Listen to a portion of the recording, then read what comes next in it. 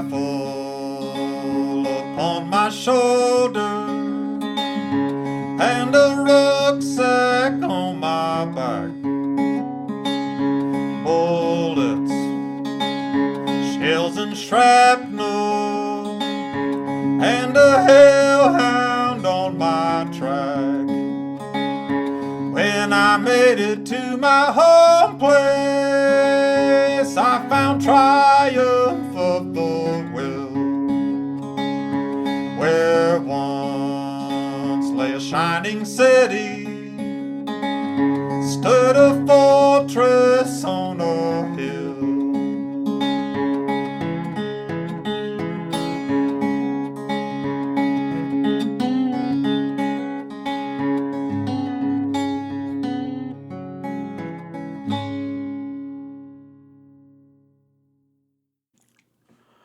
Welcome to Fortress on a Hill. Thank you for joining us.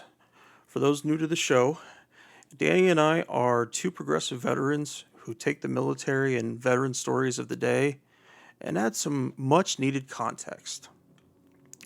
We're really excited to share our discussion with author Ben Fountain and discussing his new book, Beautiful Country, Burn Again, which focuses on Ben's journey working for The Guardian following presidential candidates for the 2016 election. We also dedicate some time to his wonderful piece of work, Billy Lynn's Long Halftime Walk, which tells the story of a soldier, an Iraq War veteran, with his squad at a Dallas Cowboys halftime show. It's an amazing piece of fiction and one that feels very much like it's written by a veteran, which is odd because Ben didn't serve in the military. We discuss that and a whole lot more in the episode. First, here's a bit of background on Ben. Ben was born in Chapel Hill and grew up in the tobacco country of East North Carolina. A former practicing attorney, he is the author of Brief Encounters with Che Guevara, which won the Penn Hemingway Award and the Barnes & Noble Discover Award for fiction, and the novel Billy Lynn's Long Halftime Walk, winner of the National Book Critics Circle Award and a finalist for the National Book Award. Billy Lynn was adapted into a feature film directed by three-time Oscar winner Ang Lee, and his work has been translated into over 20 languages. His series of essays published in The Guardian on the 2016 U.S. presidential election, which became Beautiful Country, Burn Again, was subsequently nominated by the editors of The Guardian for the Pulitzer Prize in Commentary. He lives in Dallas, Texas, with his wife of 32 years, Sharon Fountain. All right, let's get to it. Ben Fountain, welcome to Fortress on a Hill. We're really glad to have you here with us. Thanks, guys. I am delighted to be here. Reading through, I saw that interview you did with Bill Moyers, and you were talking about growing up in North Carolina and being among a family of politicians. And I'm wondering, how did that affect your view of the military as a young man? Well, that's a good question. I don't come from a distinctly military family. My grandfather was in the Navy in World War I. His father was a young Confederate soldier. But generally, we do not go to war unless we're drafted. But, the South in general is politically conservative. And even those, on the progressive or lefty side of politics tend to be very supportive of the military, and certainly my family was.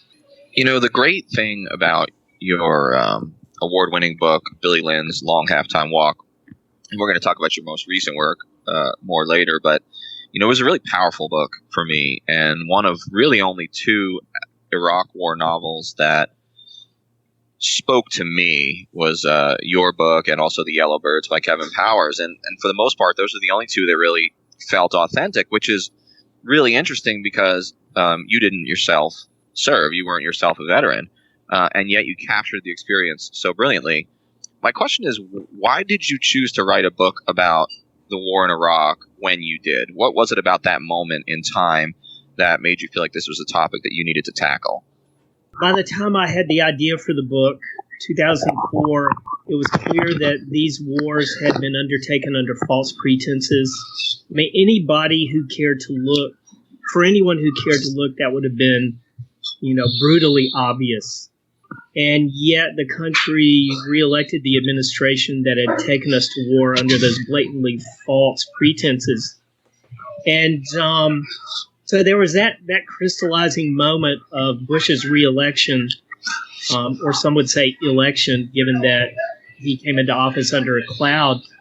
And just looking at the militarism of the culture, the triumphalism, and especially the way soldiers were being used as props to sell not just political agendas, but, all kinds of brands. I mean, NFL brand, whatever brand you want to name. I mean, you just trot out the tagline, "We support the troops." And it's like that shows that you are a worthwhile person or company that should be supported. So I felt that the culture had been corrupted by these wars.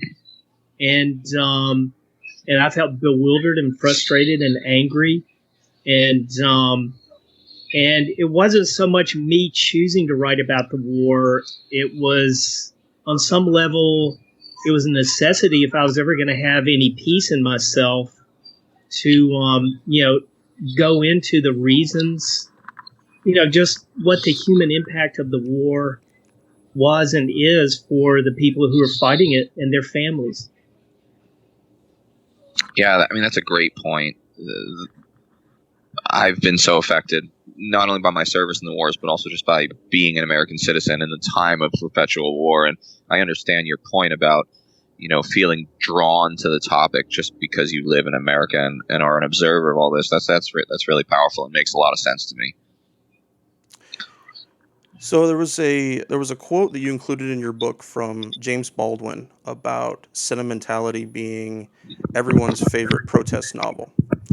And often I feel like what Danny and I are fighting in terms of providing clarity in a sea of propaganda is the sentimental nature that many ascribe to the military. For veterans, it was the most exciting time of their life. Also probably the greatest hardship, the most frightening time of their life they ever faced. But whether they enjoyed it or they hated it, they always played it close to the chest. And then you have second-tier support from family and citizen patriots who will argue with you tooth and nail about the military, but they don't have the slightest idea what the military really looks like today or who it hurts in the process. How can we better flush out that sentimental nature that some people ascribe to the military and show that cold bite of truth? And show what? Show that cold bite of truth. I'm sorry, Henry, you're breaking up a little bit.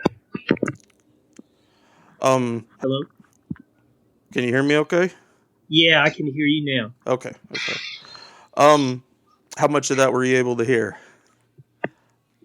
Just repeat the last part of the question. Okay.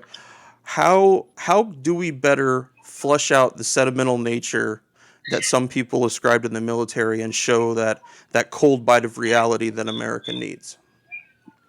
Yeah, Baldwin was the passage I quote was from an essay Baldwin wrote on Uncle Tom's Cabin, and Baldwin is talking about the nature of sentimentality as opposed to genuine, authentic emotion that comes from lived experience, whereas sentimentality it accords with a narrative, a certain kind of narrative that's ultimately meant to give comfort to the teller and the hearer of the narrative, to fit within comfortable notions of reality, which actually may have nothing to do with reality. I think it's clear that the vast majority of Americans really have no idea what's involved in being in the military and in being in combat. And that's a really dangerous situation for a country that is militarized as ours to be in. I think for a critical mass of Americans to have any kind of real appreciation for war and what military life is like, I think you have to have a critical mass of Americans with skin in the game. And that means, certain numbers of Americans and their families have to be closely involved in some way with the military. And, during the Vietnam era, there was a draft that made the war real. I can remember my oldest sister's friends, they were all of draft age. I had cousins of draft age. And because, so many people around us and in our families might well have to go to that war, people paid attention. And I think that was one reason for the tremendous protests against the war. It was real in people's lives. They took a good hard look at it and decided, this is not a just war. This is not a war worth fighting. Whereas in our current era, the vast majority of the American public gets a pass. And so war and the military is not their lived experience, but it's a narrative that's heavily mediated by mainstream culture. That's such a great point. The distance between the average American, and the military experience is one of the themes that comes through in your book, and comes through so well, and I think so importantly in this moment, because like you said, without conscription, the American people get a pass. I mean, not only are we not drafting unwilling Americans, but we're not even raising taxes. We're putting the entire thing on the credit card, so it doesn't touch Americans, at least not now, which is really interesting. But again, it's so fascinating to me that you put your finger on the problem so accurately without yourself having been a veteran. And another thing I wanted to ask you about was, I think one of the most powerful parts of Billy Lynn is the dialogue and the language and the banter that you describe between the soldiers and among the soldiers. And what I wanted to ask is, how did you get the authenticity of that? Did you interview soldiers? Did you spend some time around them? Because there was just something so authentic about the dialogue. I talked to a lot of soldiers and veterans and families of soldiers, but I did a certain amount of research, but also, when you do this kind of work and you undertake to write a novel, all these things from your past start surfacing. And I realized that I've known veterans of American wars going back to World War I.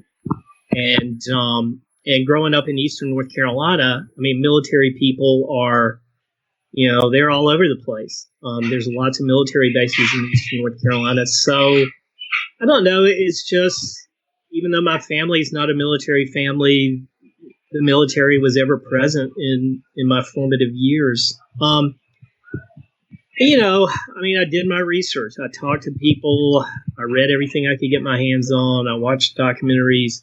But ultimately, you do your research, you immerse yourself in it, and then in a way you have to forget it and try to bring to the story all the contingency and uncertainty of real life as opposed to a predetermined narrative. And also I thought back to situations where I've been involved in groups of, boys and adolescents and young men and men over the course of my life.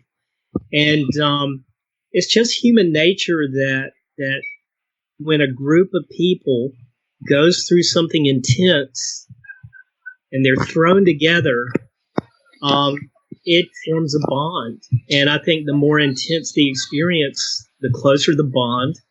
And along with that is the human genius for humor.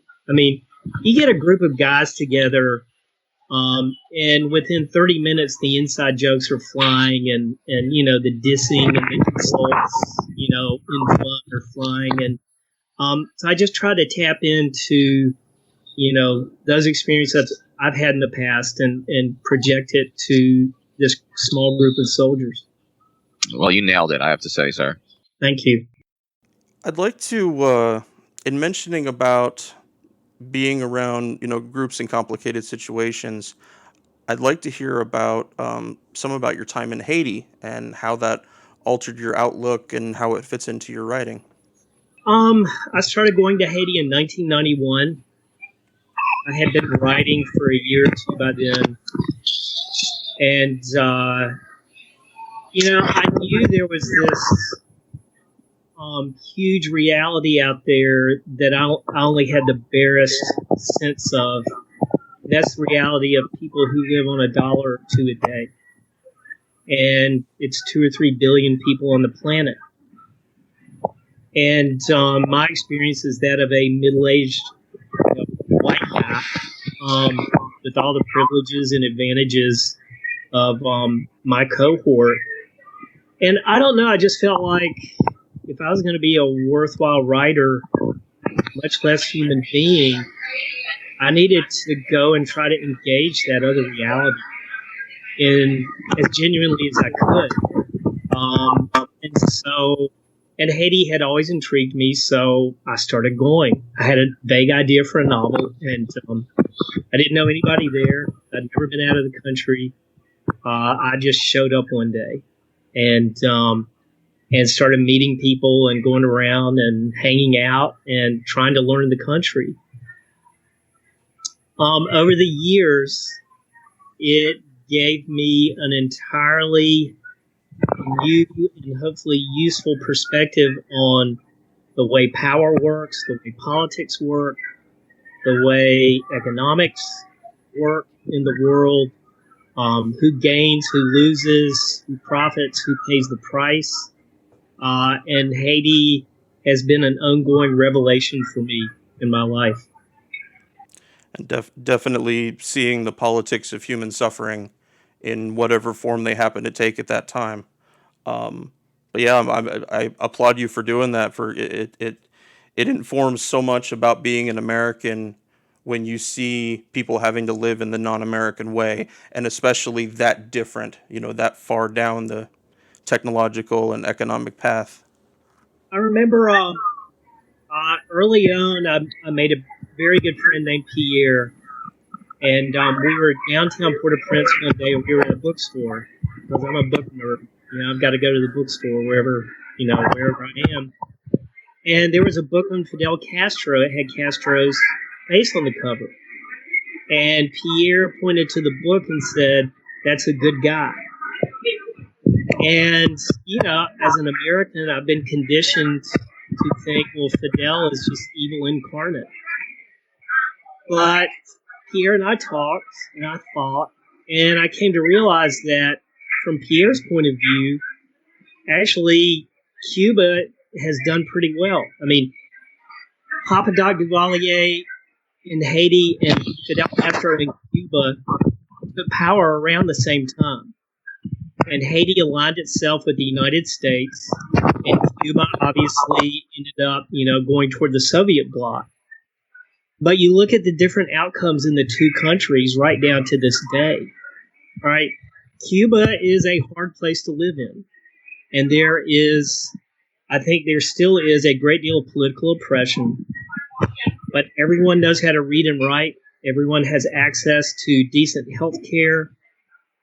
And it really is, a pretty egalitarian society. You look at Haiti, up until the last few years, illiteracy was something like 60 to 80%. Wow. There's no such thing as any organized form of health care. Very few people have access to clean drinking water, or, sewage system, modern plumbing. And malnutrition is a real problem. And so you look at the two paths those countries took, two very different paths, and you start to see, well, okay, Cuba is certainly not paradise, and there's a lot of political oppression, but Haiti has all the downsides of Cuba and none of the upsides. And that was one of the times in my life where, the world, it got picked up and set down in a different place for me, and I saw it with different eyes. That's so interesting. As a history teacher or former history teacher, Haiti has always resonated with me. The first African American democracy, slave rebellion that wins freedom, and then the rest of North and Latin America essentially cut it off for many years, and it's still the poorest country in the Western Hemisphere. And that tragic history, like you said, must have a profound effect on a writer or just a human being in general. And that's really cool that you've spent time there. And I think it must be some sort of incredible education. That's the way I look at it. I mean, it's an ongoing education for me. I am a deficient and stunted human being, and I think I have to do whatever I can to overcome that. So I want to shift focus a little bit and talk about your new book, Beautiful Country, Burn Again. I mean, you were lucky or unlucky, depending on how you look at it, enough to be able to follow the 2016 presidential campaign. And it seems like you did a lot of traveling. You saw an enormous amount of speechifying. And the way you assessed the American moment of 2016 to me was, again, sort of spot on. Here's what I'm interested in, because we're foreign policy guys. I mean, we spend most of our time talking about war, the absence of war, the prevalence of war. But what struck me about 2016 was that foreign policy didn't seem to be the major item on the agenda. So from your time following these candidates, which was much more extensive than what I saw on TV, what did you assess to be the degree to which any of the candidates really even mentioned foreign policy or articulated some sort of broad strategic vision? Was that even a meaningful part of the campaign from what you saw? In a limited sense, it would come up. I think one of the things I was really paying attention to, or trying to pay attention to, was the candidates' approach to the ongoing wars, and the fact that as of 2015, 2016, we'd been involved in Afghanistan and Iraq for 14 or 15 years, and the war had spread to Yemen, Syria, and beyond. And it was fascinating and really horrifying that only two of the candidates were even talking about we're even saying that, look, what we're doing is not working. We need to really have a serious discussion about how we are going to, pursue our interests in the Middle East. And those two candidates were Rand Paul and Bernie Sanders. Right. And right. All the other candidates, it was a question of either more of the same or much, much more of the same. That was really the only difference. And the bullshit belligerence of their tone, like, Ted Cruz and chicken hawking about, making the desert glow and waterboarding and a hell of a lot worse. I mean, so it was kind of mind bending to see all these candidates and mainstream candidates from the political mainstream really not coming to grips at all with this, this overwhelming problem that's cost a lot of American lives and run up trillions of dollars in debt. And by the way, wreaked a hell of a lot of havoc across the Middle East. So I was shocked, continually shocked at that. Hillary Clinton, I think she did have a coherent policy, and informed by her years as Secretary of State. To me, it wasn't a particularly appealing foreign policy. Again, she was one of the candidates who seemed not to be talking about anything substantially different from what we've been doing, and she has a pretty hawkish history in general, and also very much from the globalization, free trade side of things. So It was, I didn't see a whole lot to, pull for besides, Bernie Sanders and Rand Paul, um, talking honestly about examining a new approach to things. That's really interesting that you point that out, because it speaks to the problem with the two-party system in the United States, doesn't it? Because only the libertarian fringe of the Republicans, personified by Rand Paul, and the socialistic or democratic socialistic, not fringe, but wing of the Democratic Party under Bernie Sanders, only those two groups are willing to speak out on foreign policy. And what struck me about the 2016 campaign, and really bothered me, like as a veteran and also just as an American and a human being, was the way that both campaigns, Hillary Clinton and Donald Trump, they sort of militarized themselves before the conventions. They looked to see how many generals they could each line up to support them, and they paraded generals, whether it be Flynn for Trump or Allen for Hillary Clinton, and these generals are like getting retired generals are getting politically involved in just this bellicose rhetoric at the conventions. And I was thinking, is there any difference between the Republicans and the Democrats on foreign policy anymore? And it seems increasingly to be the case that there's not. Yeah, I don't think there's much. Certainly between the establishments of those two parties, and you can see that all through our politics, in foreign policy, and on economics. There is not a whole lot of difference between the two parties, the mainstream of those two parties, and I think that's one reason huge numbers of Americans don't come out to vote. They don't see sharp distinctions between the parties, and the politics of the last 35, 40 years haven't offered these people a great deal in terms of speaking to their very real economic anxieties. Hey everyone, I really hope you're enjoying the podcast.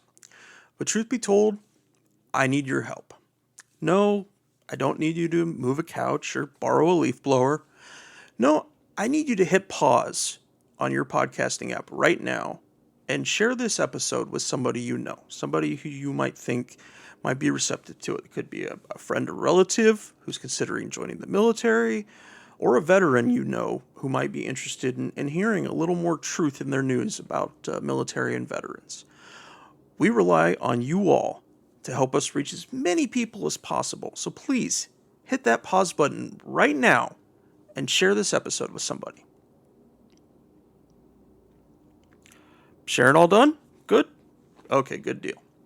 I know Uncle Al will cuss a lot listening to the episode, but he'll appreciate it when the cursing stops. Now I want to mention something about Patreon. We are always in the market for more Patreon supporters. So if you get the chance, please come out and support us. You could support us for as little as $1 a month. And what do you get for your dollar, you ask? Well, you get a 1-minute drop on any topic you choose once a month. Just email us your question or comment, and we'll give it the old Henry Danny breakdown on air. Guaranteed to have 60 seconds of our time. We may spend more on it. We prefer to do military and veteran topics, but whatever topic you think might be pertinent. And we may spend a whole bunch more time talking about it, depending on the topic. And for contributors, a bit north of $1 a month, we have some bonus episodes, some essays of mine, and a few other things as well. We're still in the process of building our rewards, so if you have any suggestions for Patreon rewards, please let me know. Now, back to the podcast.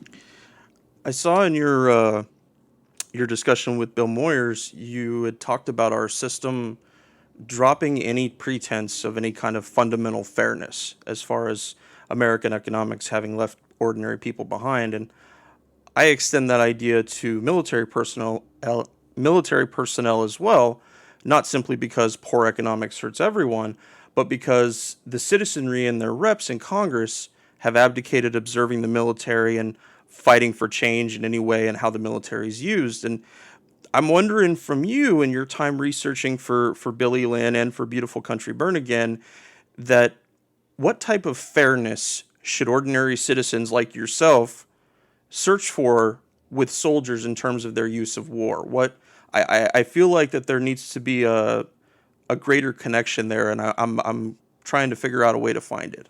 Yeah. Well, I mean, there's this thing called the social contract, and I think basically it goes like this: if a citizen plays by the rules, obeys the laws, works hard to educate himself or herself as best they can, goes to work, works diligently, pays taxes, raises their kids, educates their kids as best they can, then that citizen will have, the other side of the contract is what they get in return is, a decent standard of life, hopefully more than decent. I mean, a standard of living that allows for dignity and honor and opportunities for their kids.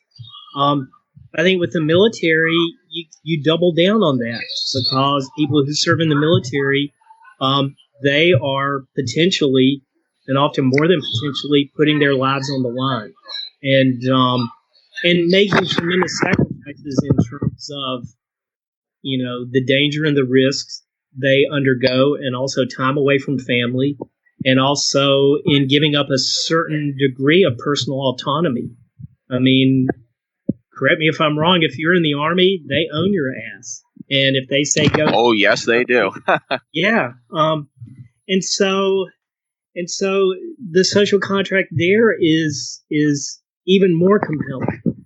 And I think society owes even more to people in the military because of what, they have, because their side of the contract demands so much of them and their families. And I think first and foremost, the country should go to war as a very last resort.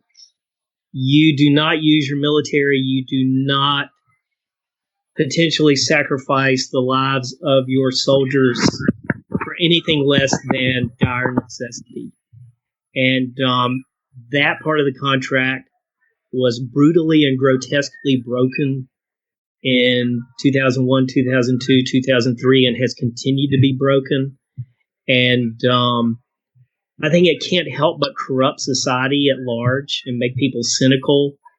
And this competitive patriotism that we see permeating the culture now, I think it's a defensive reflex. I mean, people in their souls and their bones, they know something's deeply, deeply wrong.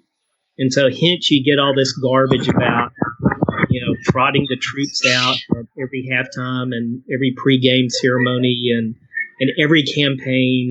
And so, basic fairness, that is, that's another way of describing the social contract. And I think basic fairness has been lost with regard to the military and lost with regard to the working class and the middle class of the United States.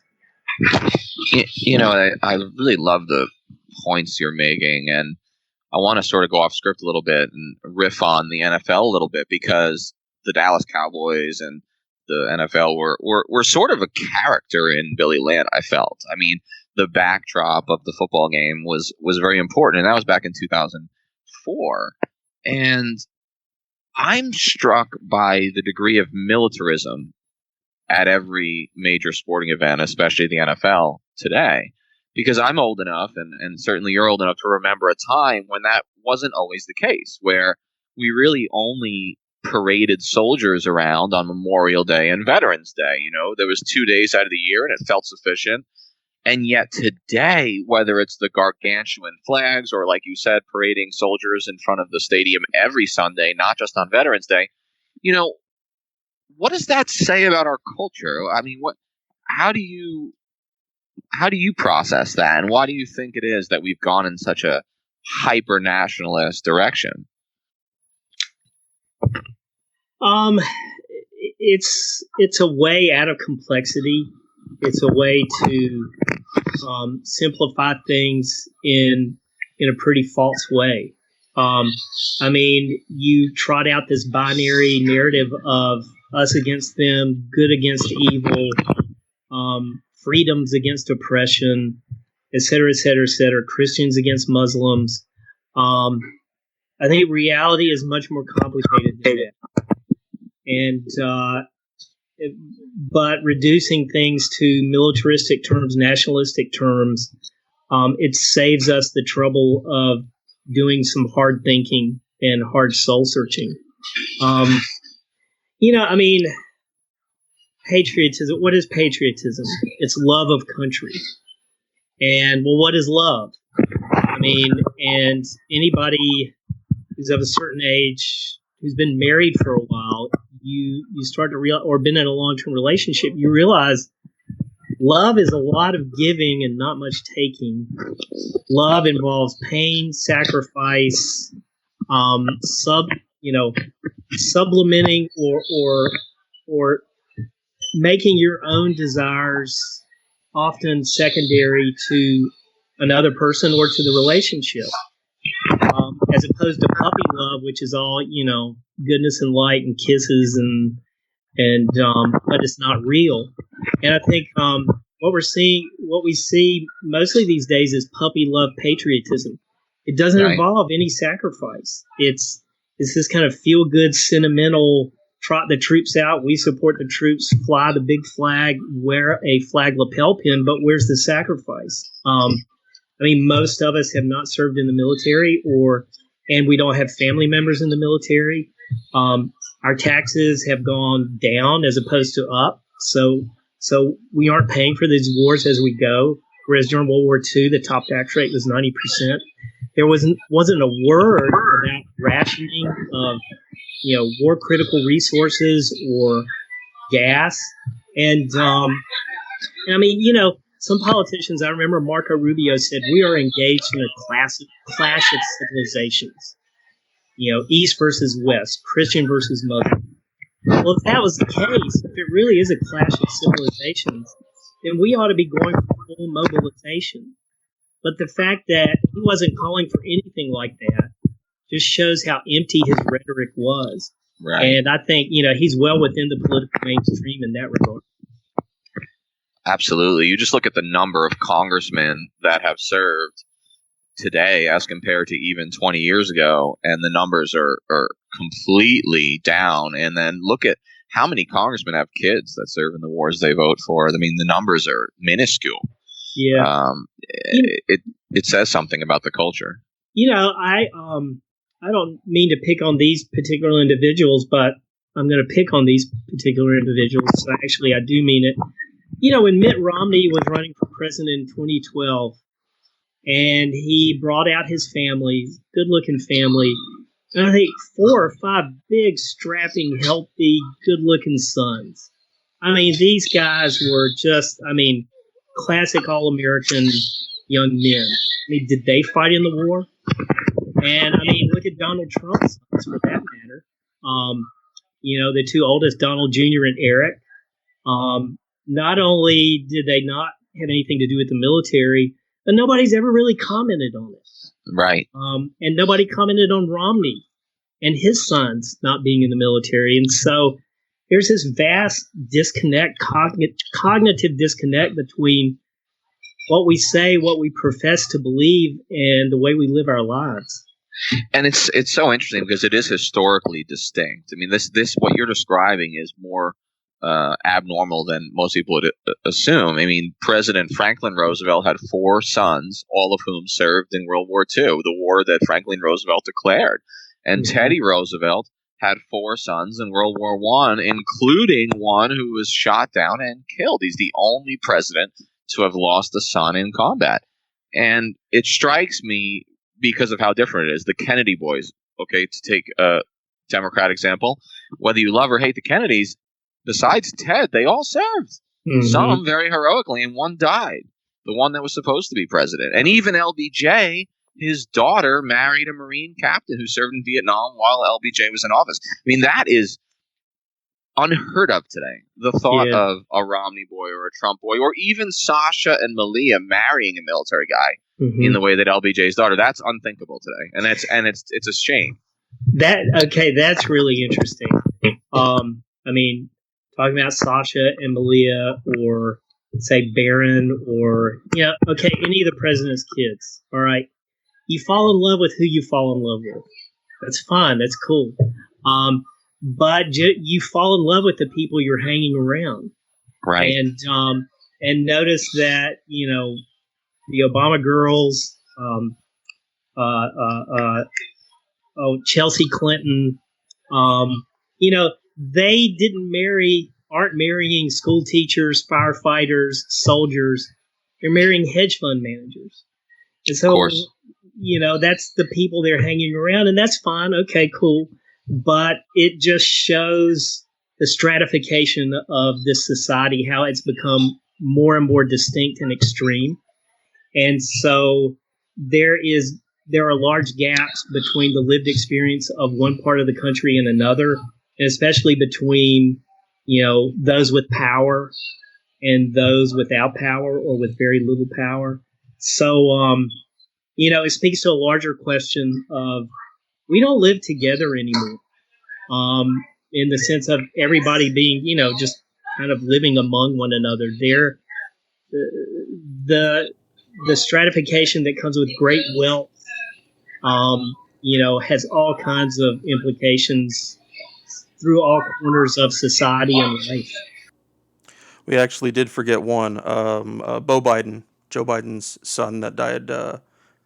It died in Iraq. Yeah. So. Yeah. Well, Joe Biden. I mean, love him or hate him, he does have a certain common touch that is undeniable. He does. Smiling Joe is, whether it's riding the Amtrak or talking about Scranton. I mean, he's pretty old school. Well, all right, riding Amtrak. I think that's great. I mean, you are rubbing shoulders every day with, your fellow citizens, and and I think the importance of that cannot be overestimated. I mean, you hear what's on people's minds. You see it in their faces. You're taking part in the lived experience of the country, as opposed to being in this bubble of privilege and protection that cuts you off from the life of the country. Absolutely. Ben, do you have, are there any classic war texts, any classic war writers that you enjoy, Marcus Aurelius or anything like that? Let's see, Marcus Aurelius, man, you're no, I'm digging way far back there, aren't I? Yeah. He is a huge gap in my education, in an education that has many gaps. I know that my friend Elliot has looked to Marcus Aurelius quite a bit, and Elliot's a fine writer. For one of the chapters in the book, the chapter about Memorial Day, I've found myself delving into Ambrose Bierce. Oh, yes. Who I really didn't know much about. I knew he had been in the Civil War and wounded, and then became a famously cantankerous American writer. But he was really the first writer of talent in America to try to depict modern war as mass-produced slaughter. And it was something new under the sun, here on Earth. I mean, war had always been bloody, obviously fatal, lethal. But this was war as another extension of the industrial age. And he tried very hard to put it into authentic language and authentic narratives that would portray that experience for what it really was. And so I think all American war writers after Bierce, in a way, they are following in his footsteps. And you look at Hemingway and Dos Passos, First World War, Hemingway, Mailer, Heller, yes, World War, Kurt Vonnegut. I mean, and then the great writers of the Vietnam War era, and now down to today. And it's Uh, these writers are trying for something very hard. They're trying for the language that will do their experience justice. And it's my distinct sense that these are complex experiences that only the most honest effort can come close to in getting down on paper. Well, you've done an incredible job with your additions to the literature, I have to say, and it's all the more remarkable because as I read Billy Lynn, even as I read Burn Again, Beautiful Country, I feel like I'm reading a veteran. I mean, I can't pay you a higher compliment than that, in the sense that you've sort of captured our experience, and I'm grateful for that, because most people ignore us, except for thank you for your service or a yellow ribbon on their car. I mean, so it's really great. And so my last question really is about that, but it's about justice, which is like a recurring theme, I think, through all of your work. And so I want to know what you're working on now, if you're working on something, and what connection that justice theme has to whatever it is you're pouring yourself into now. I went on a short story streak this summer after I turned Beautiful Country Burn Again in, and it felt really good to get back to fiction. The stories were coming out differently from anything I've ever written. I mean, just different tone, and just felt like a different thrust to them in a way that made me happy. Maybe going off and writing nonfiction and taking a deep dive into the current life of the country, I think it did something to my head that may be good for my writing. I don't know. It just feels like there's some substantial currents in these stories that very much speak to justice. I mean, if you go at it too directly, it becomes a polemic, and that's not art, that's not fiction, that's something else, something that's usually lesser than genuine art. So, justice. I mean, what is justice? It's basic fairness, and where does fairness come from? I think it comes from a genuine appreciation for another person's reality, for the reality of all these people around you, and for the collective reality of all your fellow citizens. And I think that's the great promise of America, is equality, the principle of equality. And it's right there in the founding words of the Declaration of Independence: all men created equal.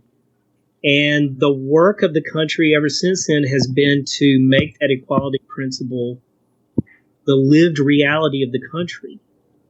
Or that's been the goal of many people in this country.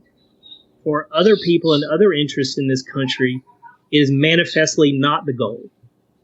And so I think the story of the United States is the story of this ongoing battle between those who want to stay true to the equality principle and those who view their interests, their identity, as threatened by equal citizenship stature among all their fellow citizens. And it comes down to justice. I mean, is there going to be justice for all? Are we going to have equality of citizenship, or are we going to have tiers of citizenship? First class citizens, second, third, fourth, fifth. And it seems to me, in very different ways and in their own ways, these stories are taking me deeper into that.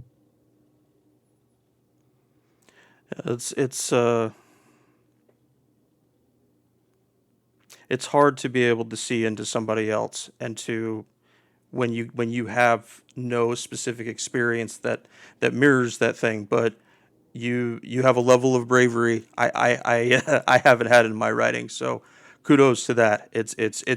I think I mentioned a little bit last time that my in in my growing up that I adopted this line of thinking about military service, and that if you didn't serve, you can't speak about it. You know, you're not speaking authentically to it. And what I realized is that, first of all, the military belongs to all of us, all American citizens. When people decide that their military does something dumb and I'm not part of that, you don't get that option. It's the whole pie. It's the whole encompassment of it.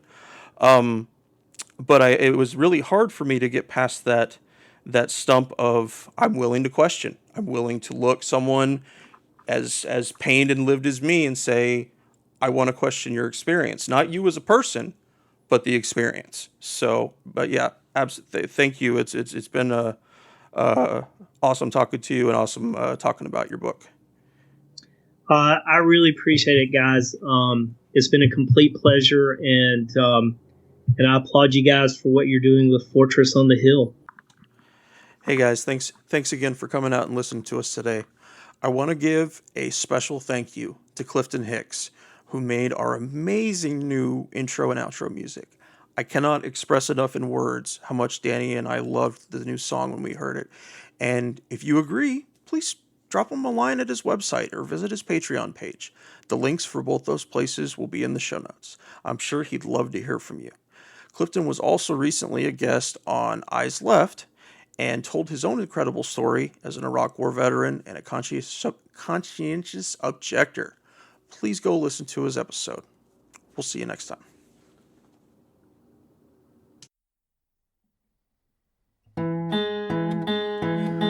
We're on Twitter at Fortress on a Hill, and also on Facebook.com at Fortress on a Hill. You can find our main blog page and our full collection of episodes at fortressonahill.com.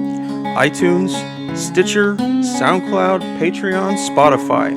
You name it, almost anywhere you listen, we're already waiting for you. And hey, we're always in the market for more Patreon supporters. Please consider becoming a contributor at patreon.com. If you're not into doing a monthly payment, think about giving us a couple of bucks on PayPal. The link for that is in the show notes. Skepticism is one's best armor. Never forget that. We'll see you next time. Come on, you good people, and listen to my song. I